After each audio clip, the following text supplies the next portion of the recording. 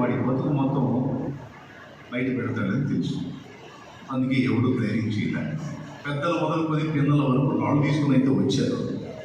కానీ రాయి వీటదికి ఎవరికి ధైర్యం చాలా మొత్తం రాళ్ళు పడేసి వెళ్ళిపోయారు. అక్కడ రాసుంది పుట్టినట్లో వారు మనస్సాక్షి చేత పొడవబడిన వారై గద్దింపబడిన వారై వెళ్ళిపోయారు.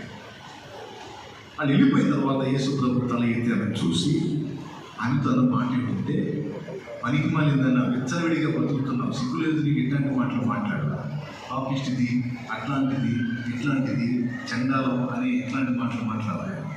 మనవాడు సహజంగా కొంతమంది తప్పుడు జీవితంలో ఉన్న వాళ్ళంతా అసహించుకుంటారే, అసహించుకొని కూడా డైలాగులు వేస్తుంటారు కదా, అది బాగుంది కాదు, అది అట్లాంటిది, అది ఇది, అది బాగుంది కాదు, అది ఇట్లా బాగుంది అని చెప్పి వేస్తుంటారు డైలాగుల్లో.